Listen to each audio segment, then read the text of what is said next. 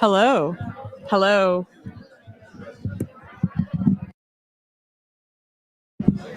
Hello. Hello, everyone. Wonderful. One announcement. Our bookseller is about to sell out of books. If you purchase a copy now, even though they have sold out, they very well sign book plates, and your book will be mailed to you. So you just won't have your book physically for a hot second. Just a heads up, books are about to sell out. We'll start in a few minutes. Thank you, everyone.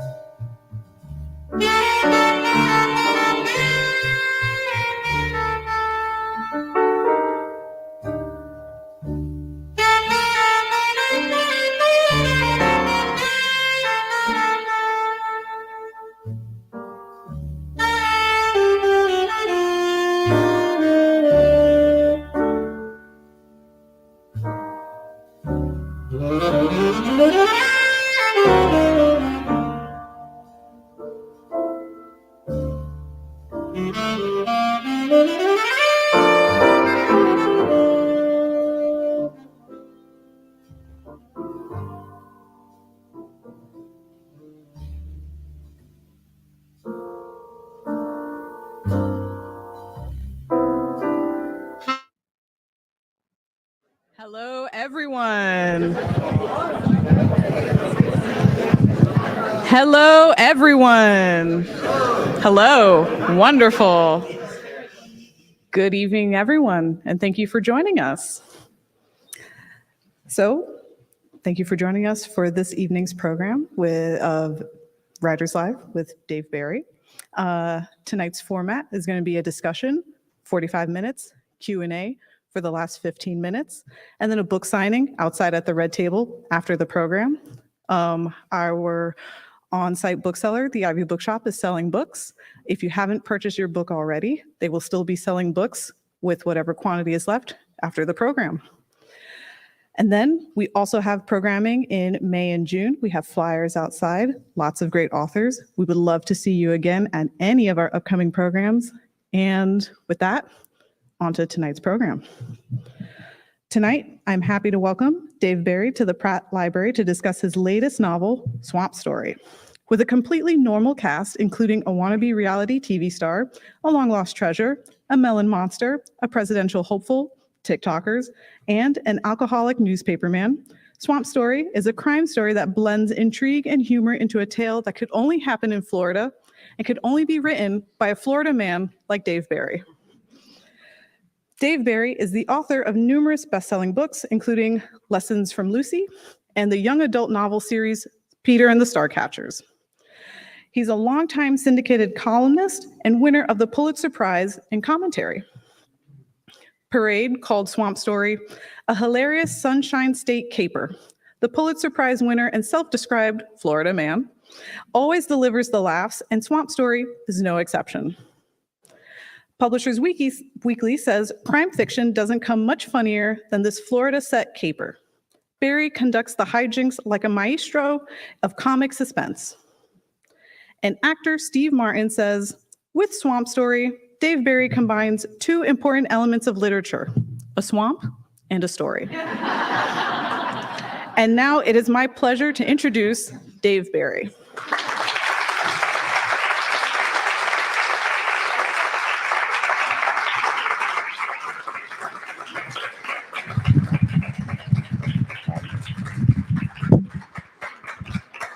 Thank you, Sophia. Thank you. Thanks for that.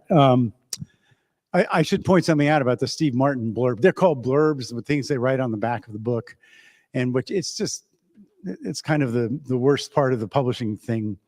When you publish a book, your publisher says, ask your friends for blurbs, and that's what you do. You ask them for blurbs, and they all say that it was great. Nobody, you never see a blurb that says, I didn't think it was that good, So I asked two people. Carl Hyacin is a good friend of mine and great Florida writer who wrote a real blurb. And then Steve, who I've known for a year, used to a couple of times when he was the host of the Oscars. I was on his writing staff. And I asked Steve for a blurb, and he emailed back. I just sent him an email, said, can you blurb this book? And he emailed right away and said, I'm filming, it's Only Murders in the Building. He's doing this show. And so I'm really busy, but then he wrote 5 blurbs, and I decided to include all of them so they're all, the first blurb in the back of this book is from Carl Hyacin, and the next 5 are all from Steve. And the last one says, I love this book. I haven't read it yet, but I love it. So this is the only honest blurb. Anyway, so I'm on a book tour, I realized I started it basically over the weekend in San Francisco. And then I was in New York, and then I was in Philly, and now I'm here. I think we're in Baltimore. And then tomorrow, DC, and then on to Miami, where I live, and then out back west again. And it's just a kind of crazy book tour. But I realized I've been doing this for 40 years. I've been doing book tours. I am now 75 years old, which I know it sounds old, but they say it's 75 is the new 73. So, and it's mostly bad. Those of you who are this age know, not a whole lot of great things about being old, but a couple things are good. One is that you have you sort of a sense of perspective that you didn't used to have. Like when I hear somebody say, if we don't do something about the planet, it's going to be uninhabitable in 25 years. If you're young, you think, whoa, that's terrible. But if you're 75, I think 25 years, I can live with that, And the other good thing about being my age is grandchildren. I have 2, an 8-year-old grandson and a 3-year-old grandson. And that's great. But even there's sort of a drawback because they want to play with you. They want to play with their grandparents, which is great, except where they want to play with you, the floor. And when you're 75, the floor is like North Korea. Just go there on the spur of the moment. So, but anyway, so here I am. I'm 75 years old, and I'm going all over the country. It's been an insane tour that I'm on. My theory is it's sort of like the art world where paintings become more valuable after the painter dies. I think publishers are feeling the same way, like if they can just kill me off on this book tour, this book will have more value. When I first started touring, way back, I didn't do much television. I was a completely unknown author. And my first time on television was in 1984. I had never been on any TV show anywhere. And the very first time I got on television, I got on the Johnny Carson show, on the Tonight Show, which was an incredible stroke of luck. I had written this little book called The Taming of the Screw, which was a parody of a do-it-yourself book, just making jokes. I wanted to call it Shoot Your Toilet, but the publisher thought that was too tasteless, and so they went with The Taming of the Screw. And I living in Glen Mills, Pennsylvania at the time, and I got this call from a woman named Shirley Wood, who I later found out was a legendary booker for The Tonight Show. She's been in show business for a long time. And Shirley Wood was basically a tough old broad who smoked a lot. And I get this call and says, "Hello, this is Shirley Wood, The Tonight Show. I read your book. It's funny. Are you funny?" But she was like that, like, no nonsense. Let's get the goods out here. So she would ask me a bunch of questions. I would give her answers. She liked the answers, and she decided I was funny enough. So she said, "Okay, I'll book you on the show." And so it was like one whirlwind trip. They flew me to LA. There's a car waiting for me at LAX, takes me directly to the studio, and I walk in, and there's like dressing room with stars on them, and it's the Pointer Sisters, Dick Cavett, and Dave Barry. And the Pointer Sisters had this giant entourage of dressed people and hair people and whatever. And there's like many Pointers. And Dick Cavett had a few people with him. I had nobody. I didn't even have to change. I was wearing the clothes on the plane that I was going to wear so I'm sitting in the room all alone. Anyway, it's just about half an hour before the show starts. Shirley Wood comes in with a tumbler, not a wine glass, a tumbler full of white wine, like this tall, and says, "Drink this." And then she shows me a piece of paper which sort of summarized the questions she had asked me on the phone and my answers. She said, "This is what you want to say." Okay. So anyway, then, the show's going on, and then it's my turn. I'm the last guest. It's called the author spot. And sometimes you get bumped, but I didn't that night. In fact, there was a lot of time as it worked out. But I'm standing in front of that famous curtain that opens, and I walk out, and Johnny Carson's there, and I sit down, and there's Dick Cavett and Ed McMahon sitting next, and Johnny Carson interviews me, and it just is great. I don't know if it was the wine or what, but it went perfect. I mean, the questions, the way he's just such a good interviewer, and he would respond, and every now and then he would ad-lib a little bit. He would let the audience know where we were, and it's just everything was perfect, and it just felt so easy to me. And then they had a commercial break and he held me over, which was, I later found out that was a big honor that Johnny kept me on for the second part. And during the commercial break, as soon as the camera light goes off, he lights a cigarette. And remember, this is a book about doing it yourself. And he goes, "This is my only conversation with Johnny Carson." He goes, "I used to do things yourself. You can't do shit yourself." And that was it. That was my... But anyway, so then, after that was over, I walked out. There's my limo back to LAX, and I get on a plane with all those people who were not on the Tonight Show. I'm just sitting there thinking, I was on the Tonight, and fly back to Glen Mills, Pennsylvania. And everybody, saw it. All my neighbors and everything thought it was great. And I thought, this is so easy, TV. And that turned out to be the highlight of my entire television career. It was never going to be that good again. I happened to get the best comedy interviewer who ever did it on my first time. And, it was just perfect, and it was lovely. And from then on, I went on TV. I've been on TV many times since then. And, it's a wide range. It's never been that good. Sometimes it's pretty bad. I mean, sometimes there are people who clearly, a lot of times, people who have not read your book interviewing you, and sometimes you're pretty sure they have never read any book. So I was at a writers conference once with David McCullough, the late great David McCullough, fantastic historian, and we got to telling stories about experiences we'd had on book tours. And he had the best one. He beat all of mine. He was in 1978 promoting his book, The Path Between the Seas, which was about the construction of the Panama Canal. Terrific book, as all his books are. And he said he was on a TV show, a local news show. And the guy interviewing, young man interviewing him, a very young man interviewing him, is reading the questions that the producer has prepared for him.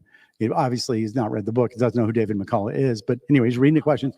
And he goes, at one point, the question was, how do you feel about the United States giving the Panama Canal to the Republic of Panama, which was a big issue at the time? And David's answer was that, he said, I think that the Panama Canal, in a sense, will always be American in the same sense as Normandy Beach. And he says, the guy looks really puzzled and goes, who is Normandy Beach?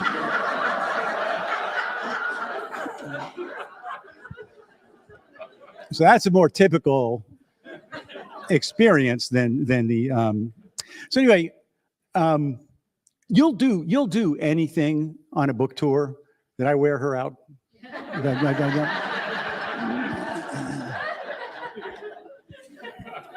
Should I slow down here?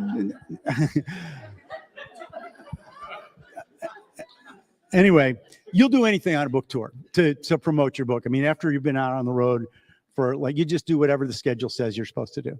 So I'm on a book tour. This is in the 90s now. That's like 10 years after that. And I'm a much more experienced book tourer at this point. And I'm in St. Louis and at a hotel, and I'm on tour. And I get a call from my publicist, very, very excited, saying Oprah, the Oprah show is calling. And they're thinking of having you on a panel. And Oprah, her show just sold tons of books. So you always want to be on Oprah. The best thing is when she featured your book, then interviewed you. But I had never gotten to that level. But I had been a couple times where they just need some random people to do something or say to be on a panel. And so I've done that, and they knew me. So, but you just always say yes to Oprah, whatever.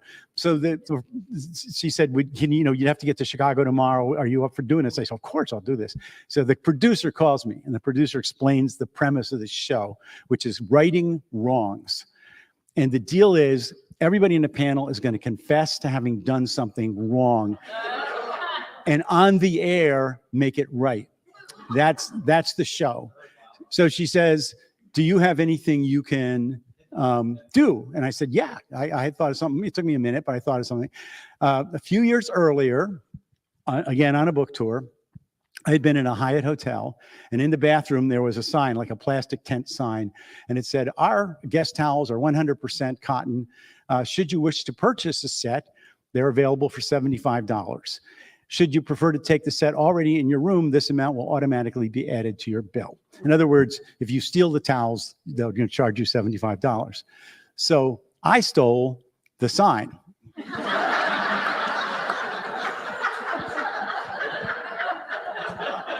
Because I thought it was funny. So I took it home, and we had it in the guest bathroom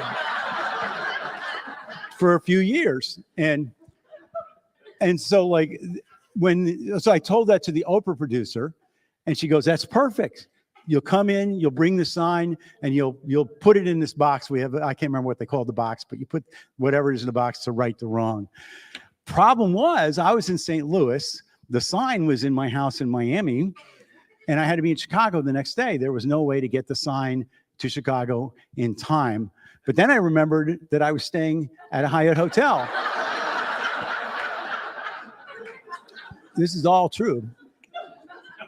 So I stole another sign.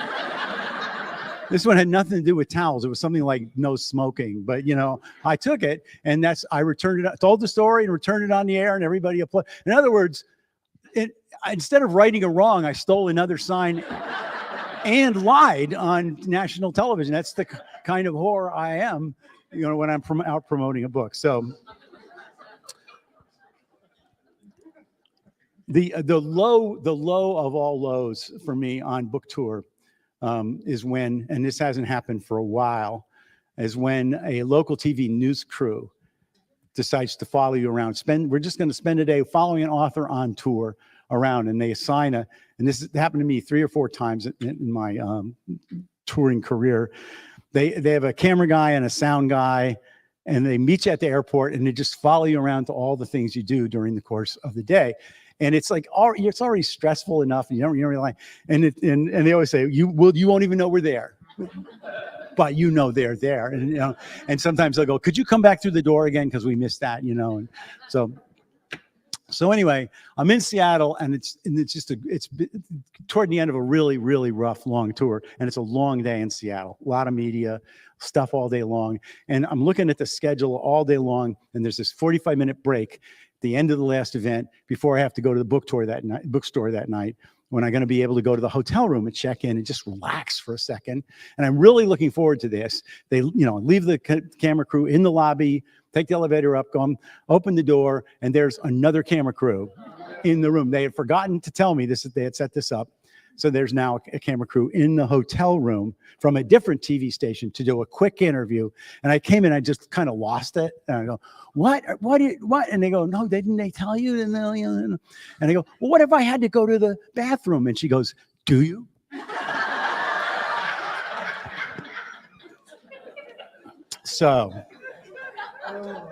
But anyway, you caught me fairly early on the book tour, and there's no camera crew with me. So I'm pretty good. So I'm going to talk a little bit about the book, and I'm going to read a little bit from it to you, and then I'll take your questions. And they don't have to be about the book, and be about anything you want to ask about, except state capitals. No, you can ask them. I know them pretty good. So Swamp Story. It's about Miami, basically, and the Everglades, which is the swamp in question. Right next to Miami. I live in Miami. I moved there in 1986 from the United States. And I'm something of a defender of Miami because it's got a kind of a reputation. Ever since the Miami Vice days and whatever, there's always been this image that the people have that Miami is a dangerous and violent place. And when people say stuff like that, it hurts. We want to track those people down and kill them. Because it's not like that so much anymore. It's calmed down quite a bit. We have a new attitude down there, new tourism promotion slogan, come back to Miami. We weren't shooting at you.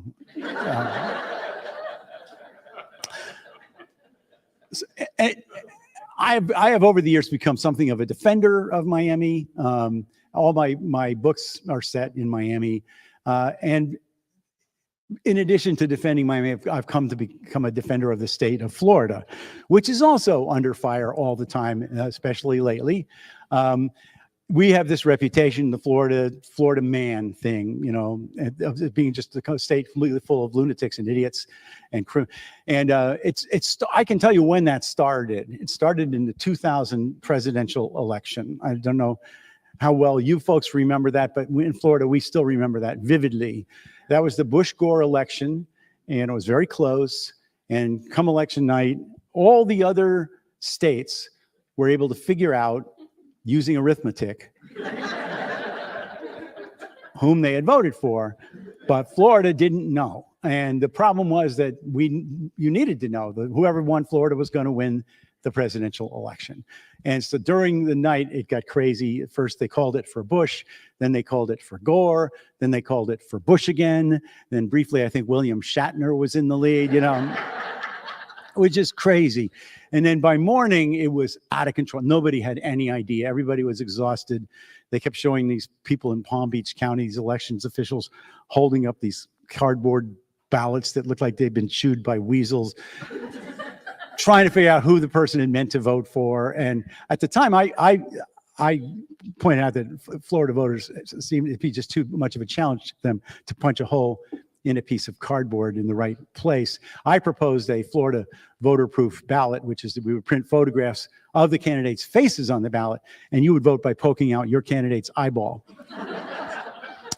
But we didn't do that. So anyway, that started the whole Florida man thing. And it has gotten more and more intense ever since.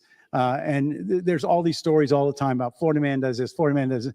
And people mock my state relentlessly all the time. And it's unfair really, when you think about it. We have 21 million residents, 21 million people live in Florida. Is it fair to judge all 21 million of us because of the actions of 19 million of us? And it's not really our fault. That's the other thing, or not as much as people think it is. And I will explain why in the form of an anecdote. This is a true story. You may have read about it. It was international news. And a bunch of us from Florida have written about this particular incident because it became so famous. But anyway, what happened was this. A woman was driving south from Miami to Key West. So she was on what we call the Overseas Highway, which is this beautiful road that hops down the Keys all the way to Key West. Lovely drive. And according to the Florida State Highway Patrol report that was later written on this incident and was the basis for all these news stories, the woman was in a hurry to get to Key West because she wanted to see her boyfriend down there. And she wanted to look good for him. And remember, all this is in a police report. So she decides to shave her bikini region. Now, some people would pull over to the side of the road to do that. But this woman, as I say, was in a hurry. So she decided to continue driving while shaving and outsource the steering to her passenger, who was, and this is one of the things that made the story so famous, her ex-husband. This is all true. I'm not making any of this up. So they're going south at about 40 miles an hour. The woman is operating the accelerator, but not looking at the road because she's shaving her bikini region. Her ex-husband is steering the car, but has no control over the brakes or accelerator. What could possibly go wrong? Car in front of them slows down to make a turn, and they slam into it. And that's the accident that is reported in great detail in the Florida State Highway Patrol report. Very well written, and it became, as I say, international news. We ran it in the Herald, but every other newspaper in the country ran it. Every morning zoo talk show, every night late night talk show. It was just the big story for a while, and everybody blamed it on Florida. And, you know, these morons, these idiots. If I can believe this woman, she's shaving herself while she's driving. Can you believe these Floridians? These are idiot Florida people. That woman was from Indiana. She was shaving her Hoosier, okay? So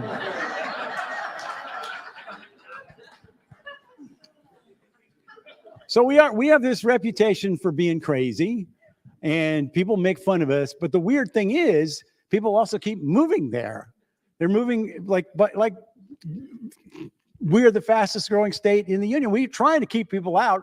We are raising the sea levels. We elected Ron DeSantis, and it's not stopping anybody. People keep coming. And I just want to say in Ron DeSantis' defense, a lot of people don't like him, but he is taking on, let's be honest, the biggest single threat facing America today, Disney. So anyway, that's my background. I live in Miami, and I live in Florida, and all my books are set there. And the reason it's good, if you write fiction for a living and you're looking for plots, there is no richer environment than Florida. Carl Hiaasen famously said, you don't need an imagination to write novels about Florida. You just need a subscription to the newspaper. Virtually nothing you could ever possibly make up is going to turn out to be weirder than what is actually happening. The first novel I wrote was called Big Trouble. And one of the key elements to the plot in Big Trouble is these Russians who fled the Soviet Union when it collapsed, are in a bar in Miami, and they're selling nuclear weapons from the Soviet Union out of this bar. And I got asked over and over again, where did you get the idea for that? And I said, I got it from a story in the Miami Herald about some Russians in a bar in Miami who were selling. And I could spend the next 3 hours just telling you Miami things that I don't think would have happened anywhere else. I'll give you a couple examples, both of which I have considered as possible fodder for novels, but just haven't gotten around to yet. One of them happened fairly soon after I moved to Miami, and it's still one of my favorite only in Miami stories. It actually happened in Homestead, which is a city south of Miami. There was a group in a neighborhood, a suburban neighborhood, that wanted to form a citizens crime watch group. And so they held their inaugural meeting of Citizens Crime Watch on one of their patios. So they're meeting outdoors. And they invite the chief of police of Homestead, a guy named Kurt Ivey, to come and give the talk and explain how the police work with the Citizens Crime Watch. And it's going pretty well. Kurt's explaining how it works, right up until the time when he's almost hit on the head by a 75-pound bale of cocaine falling from the sky.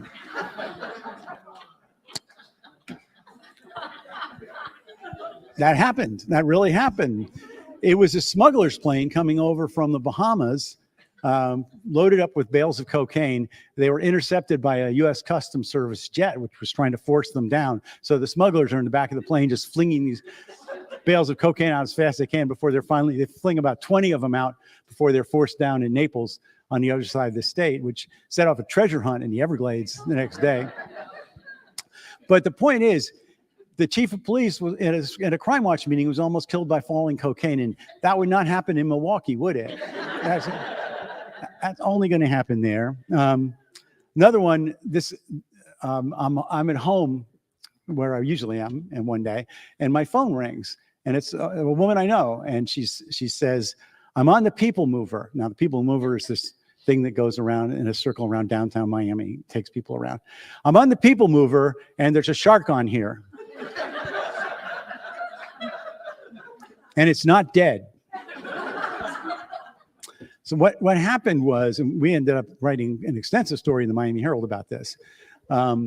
These two homeless men were fishing in Biscayne Bay, and they caught a 6-foot nurse shark. And they thought they could, I don't know why they thought this, but they thought they could sell it at a seafood restaurant. There are a bunch of seafood restaurants and seafood places along the Miami River. So they wanted to take their nurse shark over across town to the Miami, but they didn't have any car. So they got on the People Mover with the shark. And the People Mover is not designed for marine life. That's why it's called the People Mover. But it's on there, and it really is kind of awful. It was like, and anyway. And then they were unable to sell it. Nobody wanted to buy their used nurse shark. And so they left it on the street. When that became sort of a big story in Miami the next day, that there was at rush hour, the shark on the sidewalk, reasonably good size. And my favorite was a quote from one of the shopkeepers in downtown Miami. He said, "At first I was upset because I thought it was a body, so I was very relieved it was just a shark." That's a feel-good story, Miami style, So anyway, the point is, I'm going to pause here. The point is, you can, just by paying attention to what's going on around you in Miami and Florida in general, come up with the elements to write a book. Now, coming up with a plot to tie them all together is another matter, but there's a lot of fodder. And when I wrote Swamp Story, there were a few things that had just been kicking around for a long time. I don't know if you've ever been to Miami or flown. It's especially obvious when you fly into it. But Miami is just this little strip along the coast. It's just a couple miles wide, very densely populated strip. The whole middle of the state, all the way over to the Naples area, is just swamp. And so if you're in downtown Miami, you can be in swamp in a half an hour, depending on traffic. I mean, with just no buildings, nothing, just swamp. And for like most people, when you go there, you don't really spend any time in the Everglades. You just drive across it. It's 70 miles an hour, and you might see a bird every now and then. But you don't see much. You just see a lot of grass, and the impression you get is that it's just swamp. And it is a lot of swamp, but there's much more going on out in the Everglades. There are a lot of people out there, more than you might think. There are little villages, there's little communities, some weird individual people, but there's roads, there's buildings, there's huts. There's a lot more going on than you might imagine. Some of it is just people who like to be in nature, and some of it is people who don't want to get found. There's all kinds of people back in there. So I started looking around for things going on out there that I can incorporate into a book. And the one I sort of knew from the start I wanted to include, and that ends up playing a major role in the kind of the climax of the book, is a thing called the Python Challenge. I don't know if you're familiar with it, because a lot of people sometimes think I made it up, because I should have made it up, but I didn't. Florida made it up. This is a contest that the state of Florida runs. We have a problem there in South Florida with Burmese pythons, which are these very large constrictor snakes. They get to be 15 feet long sometimes. These big snakes. And they're not supposed to be there. They're an invasive species. They're supposed to be in Burma, wherever the hell that is. No, I think it's called now, is it Ceylon, whatever, Sri Lanka? It's Myanmar. Thank you. I should know that. But we call them Burmese pythons. Anyway, and the reason they're there is people originally kept them as pets. And then these people ran out of crack.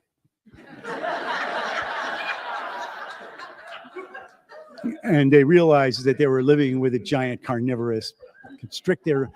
And so they let them go. And the snakes love it. They thrive. The pythons thrive. They're like New Yorkers. They just love it there in Florida. And they multiply. And the estimates are now that they're in the hundreds of thousands out there. And they're eating everything. They have no natural enemies in the Everglades. They even eat the alligators. So they're a problem. And the state of Florida, in its wisdom, decided the way to deal with them is to hold a contest called the Python Challenge, in which we invite anybody who wants to come down and kill our pythons. And you get a cash prize for the longest python, for the most pythons. So it attracts the kind of people who see this as a good thing to do for money, you know. Now, because it's a state organized thing, there's a certain amount of red tape involved. You have to register with the state. I think you have to pay a little admission, a little registration fee, and you have to, they want you to do it the right way. So you have to take a brief online course. Seriously. And you ask anybody who has ever hunted dangerous animals in the wild how you learn to do that. A brief online course is a way. And I urge you, if you have nothing else to do sometime, to go to the Florida State Fish and Wildlife Conservation Commission Python Challenge rules, because they're pretty funny. They're concerned about how you kill the pythons. Like I wouldn't care, but they care.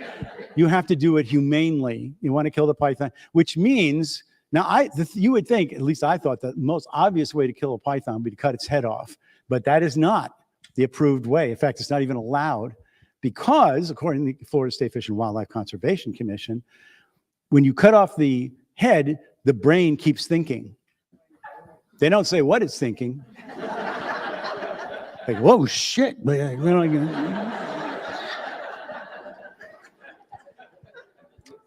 So you have to destroy the python's brain. The preferred way is with this thing called a pithing tool, where you shoot like a steel rod through the brain, but you're allowed to shoot it with a gun as long as you shoot it in the right. Anyway, so they have all these rules.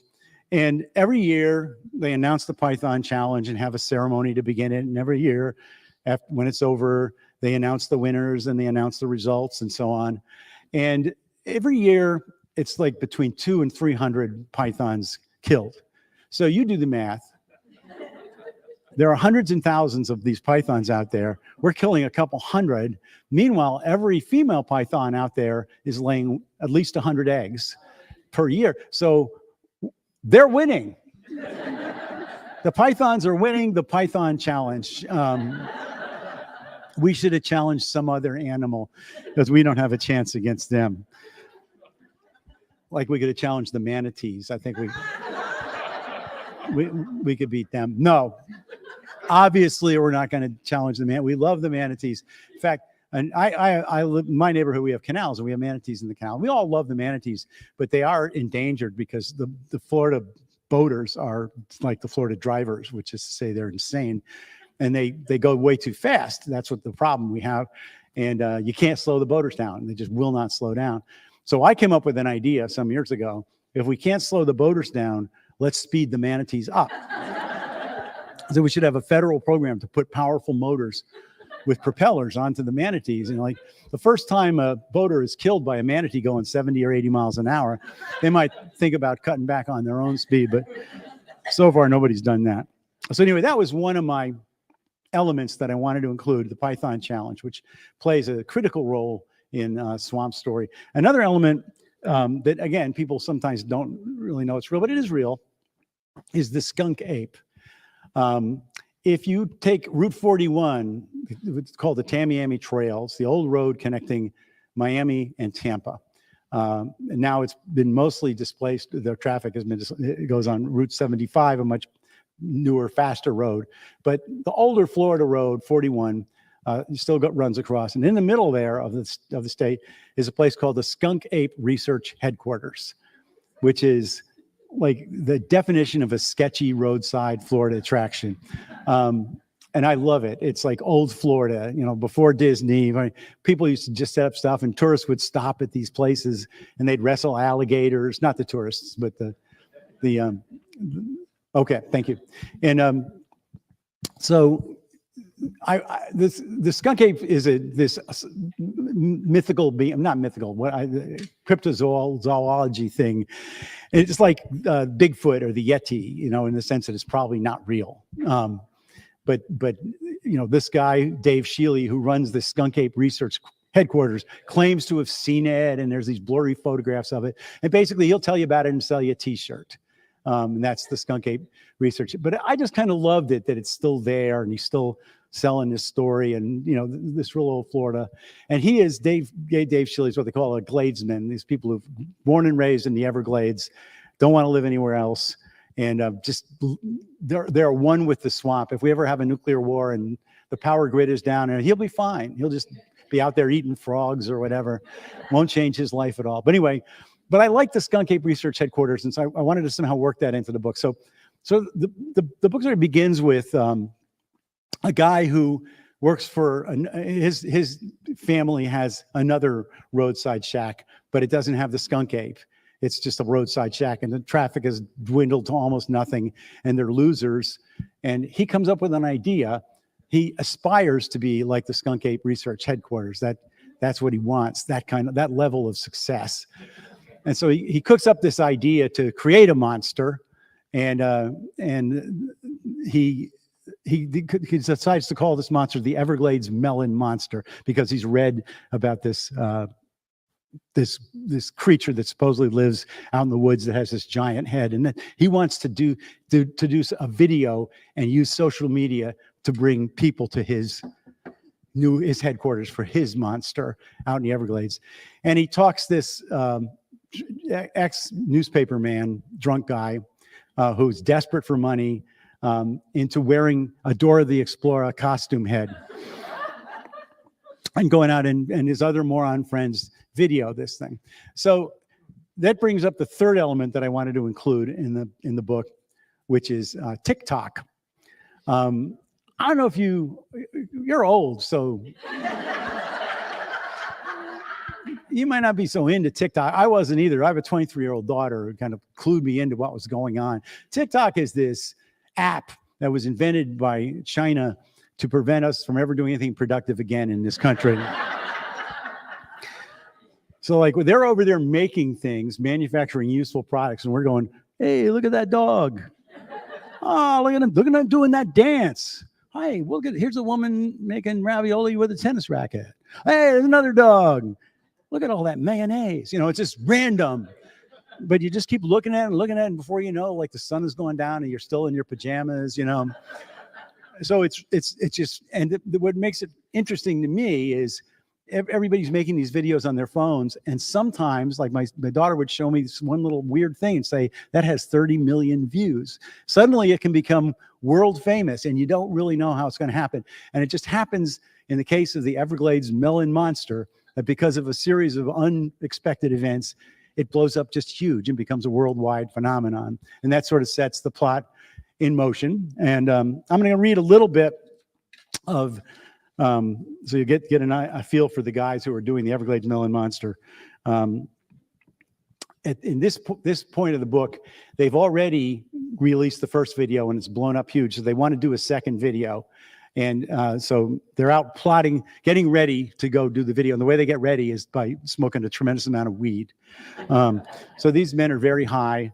And one of them is basically the me character, Phil, the ex-newspaper man, who basically represents the only close to reasonably intelligent person in this particular sequence. But they're out in the woods getting ready to film a video. And what inspired me to write, when I was doing some research for the book, I was driving along a dirt road out there and came across this giant owl called a barred owl, B-A-R-R-E-D. Owl, big owl, scary looking owl actually, out there. And I did a little research. I wanted to include a barred owl, and so this is the scene where that comes up. "Look," said Kark, pointing toward a tree at the edge of the clearing. The others looked. Sitting on one of the lower tree branches, looking back at them, was a large owl. "That's a barred owl," said Ken. "They live out here." "In the daytime?" said Slater. "Yes, in the daytime," said Ken. Ken and Slater hate each other. "Yes, in the daytime," said Ken. "Also the nighttime." "What, you think they commute?" "No, asshole," said Slater. "I mean, owls come out at night." "Maybe you should tell that one," said Ken. "You're thinking of bats," said Stu. "They fly around at night by radar." "Owls fly at night too," said Slater. "That's an expression, night owl." Ken rolled his eyes. Phil, looking at Stu, this is me now, said, "Did you say bats fly by radar?"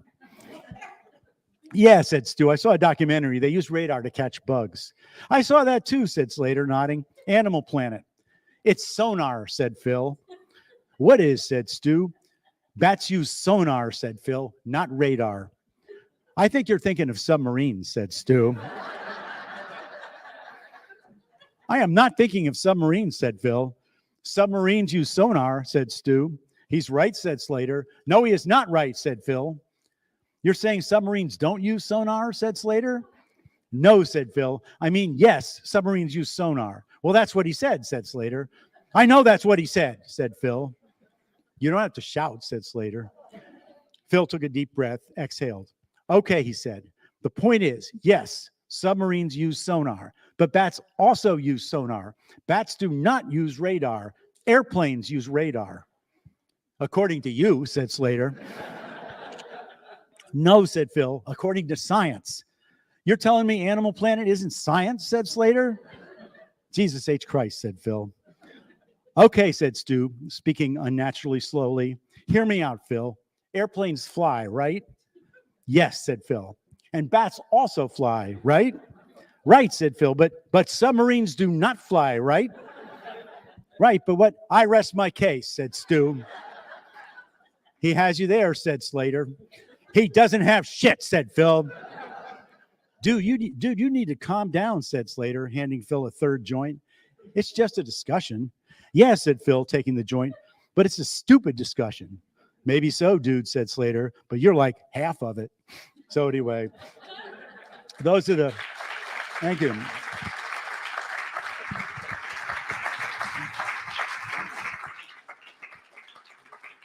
So those are the geniuses trying to put together the Everglades Monster, which plays a major role in the plot. There's also a love story, but I won't go into that now. It's just a love story, but it's a nice love story.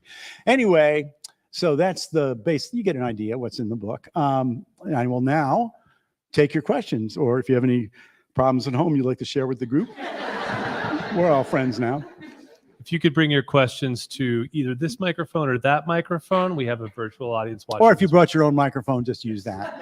I did. Hi, I'm Renee. Hi. Frank. 1986, Ribs and Roast, Trish Nelson, Miami. Kathy Willett sitting behind me. Ring a bell? Yeah. I've read most all your books. Thank you. I live here now. I lived there for 10 years. That's a very inside Miami thing. I don't remember what Kathy Willits did, but it wasn't good. Yeah. Oh, yeah. Okay. Well, that wasn't really a question. But is anybody else?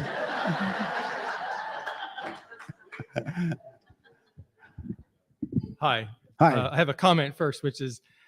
Doesn't anybody know how to ask a question? No, the question's coming. Okay, here's I'll No, go ahead. I'll You can I'll make a put my comment. comment in the form of a question. All right, no, yeah, buddy. Back when, so I also have a 23-year-old child, and I remember a column in the 90s. No, it was in the early 2000s, in which you very humorously remarked on not believing that you'd ever do this, but like pulling back the back of a diaper and giving a sniff to see if somebody pooped in their pants, and it just, I was right there, and it just so caught me. Yeah, well, we were talking about this before. The how you just, when you're a parent of a very small child, you lose all dignity altogether. There's the sniff, and there's some people just use the dipstick method. You know. Oh, come on, we've all done it. Anyway, was that your question? I want to ask a serious question. The Miami Herald. Again, a statement. You have. It occurs to me that, you know, journalism these days is really suffering, and that you talk about a local paper that's bringing out, you know, content for your stories, but those are the real stories, and that's really what's coming out. And I guess, how about that? That's my question. What do you think about that? In Baltimore, wait, I'm going to give a shout out to our. This reminds me of all the TV sports writers. Bob, third quarter, your thoughts? There you go. All right, I've been outed. No, but we have a media partner who is a wonderful nonprofit news outlet here, but we also have another news outlet that's been bought by venture capitalists and with expected outcomes. But I'm wondering if you have any thoughts about. Yeah, Miami Herald is also and journalism. Miami Herald is also owned by venture capitalists, and as are most of the only newspapers that are making it in this country right now are the New York Times, the Washington Post, and the Wall Street Journal, which thank God is where my son works. But anyway, it's brutal. The economic model that sustained newspapers. This is not a funny answer, I acknowledge. And for many years, what sustained newspapers was that if Sears wanted to have a sale, they had at one place they could advertise, which was your newspaper, and they would buy these giant full-page ads that were extremely expensive. Newspapers were making all this money, and they were using it to send people all over the world to cover stories in the Middle East. And we firmly believe that the reason that we were publishing those stories is because the readers were interested in those stories. No, that's not true. It turns out when you take away the Sears ad and ask the readers to pay for the stories, they're not even remotely interested in. And so it's very difficult. You know, people will happily pay for internet access, and they pay for Netflix and so on, but they're not particularly interested in paying the newspapers anymore. And newspapers are losing revenue, rapidly cutting back, and it's very depressing. And there's no good out that I know of. And I speak.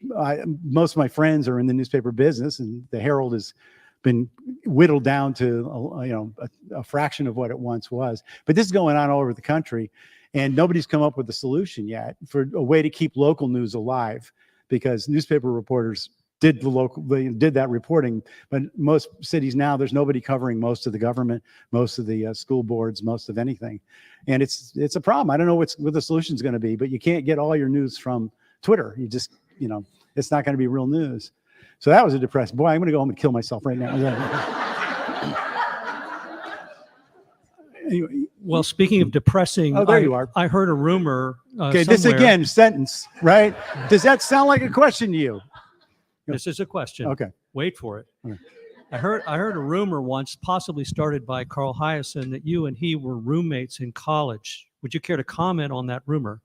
Deny it, perhaps? Sure, I'll comment on that's not true. Carl went to University of Florida. He's a Gator. And I went to Haverford College. Our motto, we never heard of you either. But no, Carl is a very good friend of mine, but I can honestly say we were never roommates. Dave, not on this book. By the way, Blake Wilson. You would oh my God, Blake! I got to say, doing? This guy. I can't remember. I hired you or just made your life miserable. Yeah, but when I was, you taught me a whole lot. Yes, I did. When I was the editor of the Daily Local News in Westchester, Pennsylvania, Blake was my reporter. Yeah. Boy reporter Blake Wilson. And I could send him out anywhere and he'd do anything. He said, he never turned into school bus safety story. I didn't, and You still, I told my wife you'd you- probably say something about you that. still- tonight. it still owes me a story on school bus safety. Why don't the kids wear seatbelts and everybody else has to wear a seatbelt? I don't know. Blake was supposed to find out the answer. He never did. Go back, get out right now.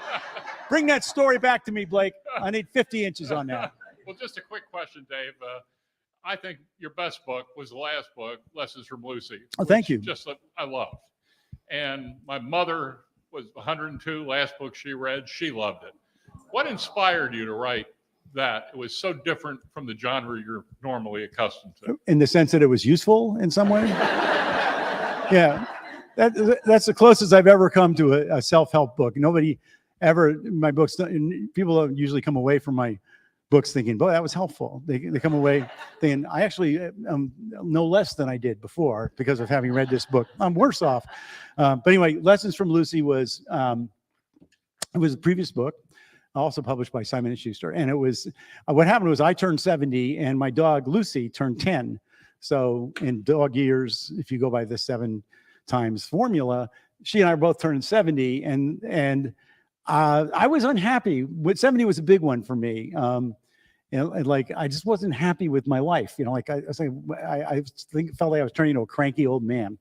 And so I was looking at, so I can't remember exactly how Lucy came into it, but I realized Lucy was doing way better than I was. You know, she was just as old and she was dealing with physical effects just as I was, but she seemed just as happy as ever. And so the premise of the book is, what is your dog doing that you could do that make you happier? And so that's when I started drinking from the toilet. And it has changed my life. No, I'm not drinking from the toilet, although I think we can all agree that if it worked, we would. But anyway, so that was the genesis of the book. You know, and then it kind of had an unexpected ending, but I won't go into that now. But you know, thank you. Good to see you, man. 3 more questions. But questions, usually they take the form of a question. So I actually have 2 questions. Okay. Well, Actual questions. And one of them is about this book. Is that okay? Sure. And I admit I haven't finished it, but I have started it. And maybe as the token millennial here, this is particularly apropos, but why Jesse and Slater? What? Oh, the love story. Yes. And so I apologize if that is answered later in the book. No, and I just haven't gotten You mean there. why Jesse and Slater, or why are they in the? Why the Saved by the Bell? Yeah. Yeah. See? All right. So there's 4 millennials. of us. Okay, cool. What you 5, mean? 6, Why yeah. are they in the book? Why did you choose those names? Why those characters? The names is a weird thing. It really is a weird thing. Naming characters, and the late Elmore Leonard I was lucky enough to know him, and he was the first person who would talk to me about, like, when you have the wrong name, it's really hard to write the character. When you finally get the right name, it works better. And for some reason, I knew Jessie right away. I've always liked that name for a woman, and I wanted there to be a strong woman in this book. She's like really the most important single character, beginning to end in the book. Slater, I don't know where that name came from, but he's an asshole, and it just It's seemed perfect. like a name for a guy, a self-worshiping. When I say asshole, what does she do?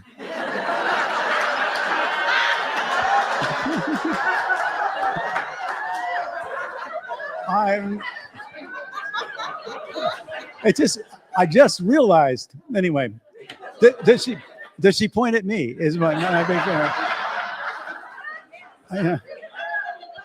So anyway, that's why they're there, because I really wanted a love story in the book, and I had it in my mind how it was going to work. You're not far enough along, but how it was going to work out, and I also wanted her to be stuck there, and I wanted him to be really obnoxious. So that's Nailed it. Yeah, thank you. My second question, I'm going to Miami at the end of the month, and I Whoa. love your recommendations, but we don't have to get into that now. Thank you. Well, have fun. If you get to a stop sign, just bear in mind nobody else is going to. Okay, we got room for one more. Time for a Dewey? Oh, yeah, I'm sorry. So all the rich lawyers I know from New York are moving to Miami. because of the income tax. And in fact, one of them who used to own a townhouse in Manhattan couldn't even afford Miami. He's in Fort Lauderdale. So are you worried about running out of material?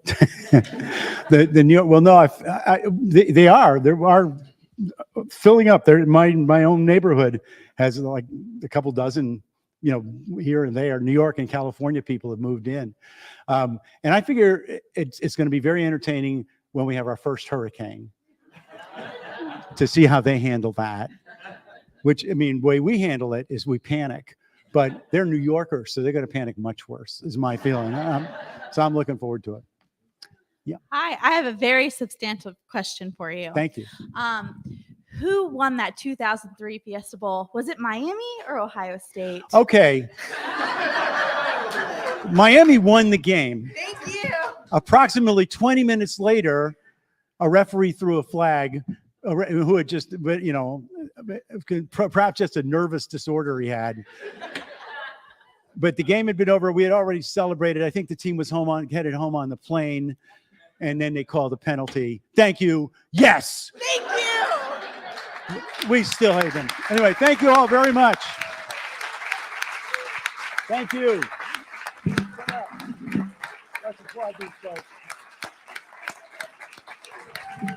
This cannot have been easy.